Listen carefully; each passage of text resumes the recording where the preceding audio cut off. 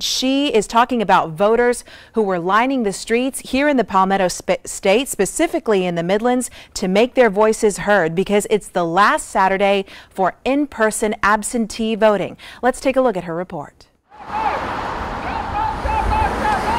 At the Richland County Elections Commission's office on Saturday, voters had one of their last chances to vote absentee ahead of Tuesday night's election. Despite their different reasons for not being able to vote on Tuesday, one thing was the same. I didn't want the fact that I had to be out of town for work to not give me the opportunity to exercise my right to vote. People lined the sidewalk on Hampton Street for the chance to have their voices heard.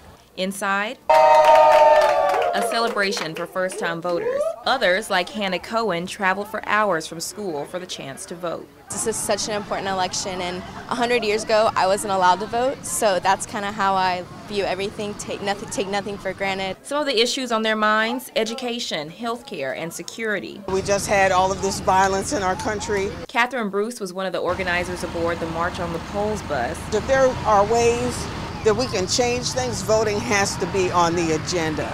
It has to be in our toolkit for making change. March On is a national advocacy group whose goal is to increase voter turnout and engage the community.